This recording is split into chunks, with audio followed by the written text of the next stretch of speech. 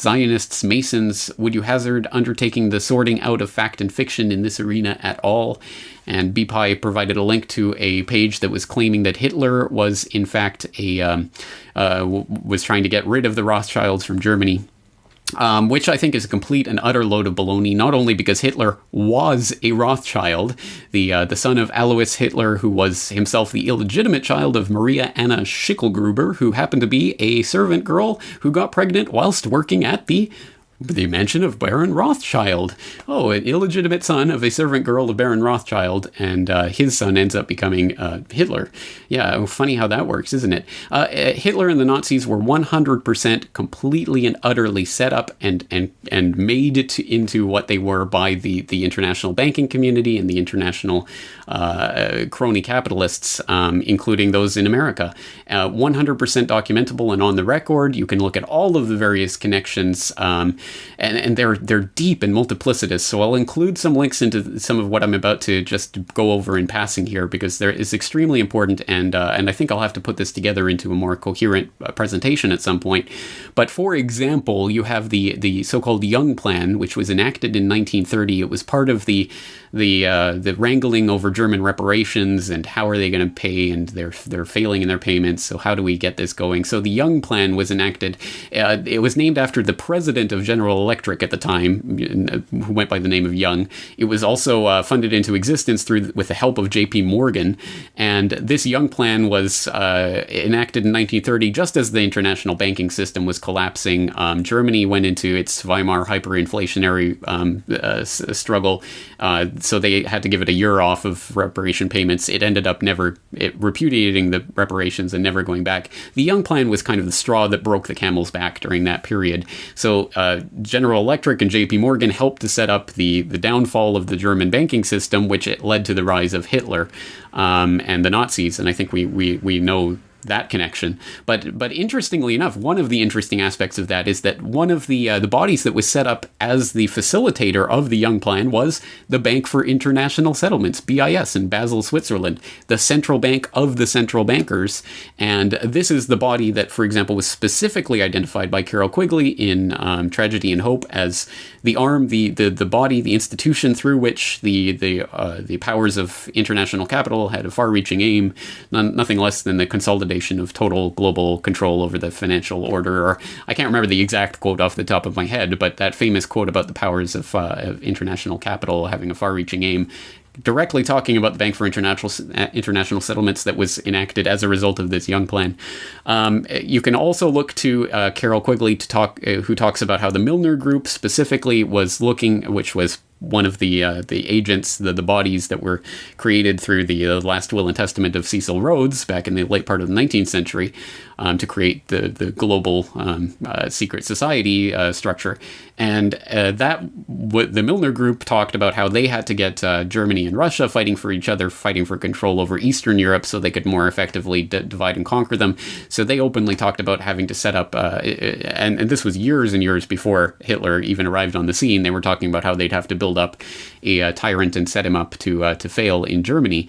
And that's, lo and behold, exactly what ended up happening. So throughout the 1930s, after the collapse of the banking system, the Weimar hyperinflation cycle, the rise of the Nazis, there's this myth that the neo-Nazis put out there that, Germany turned it around by turning to National Socialism, and they cleaned up their banking and they kicked out the Rothschilds, and suddenly they had a vibrant economy, which again is total bunk. Their economy was 100% supported by Wall Street and the Wall Street cronies, including Standard Oil in cooperation with IG Farben, which created the synthetic oil without which the German military literally could not have functioned.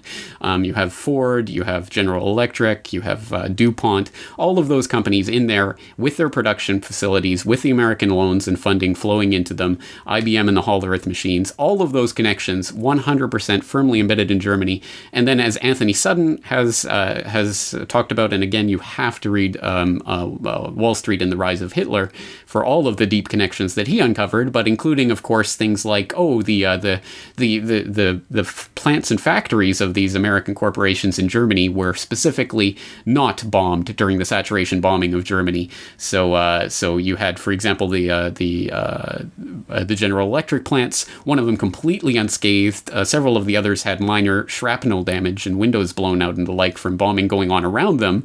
Or the Ford plant in Cologne, the largest Ford plant in the country, and one that the Allies specifically knew was creating machinery and weaponry for the German Wehrmacht, specifically avoided by the Allied bombers.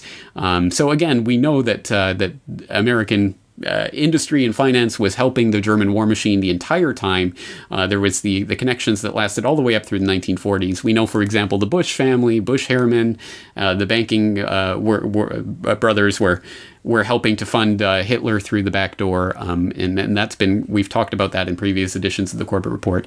There's a very, very, very big picture that I'm attempting to at least paint the broad outlines of here, that Hitler was 100% supported by the banking oligarchy, 100% supported by the financiers and the capitalists from America, and absolutely set up to be the tyrannical dictator that they could fight against that would cause, well, everything that World War II caused, including, of course, the aftermath and the creation of the United Nations, which came out of the CFR study group that was funded by the Rockefellers. I mean, there's so many connections here that even beginning to say this in a general way is so much. So I'll include, I don't know, as many links as possible in the show notes so you can follow the threads of the story I'm saying. And as I say, I'll have to put this together into a coherent presentation at some point.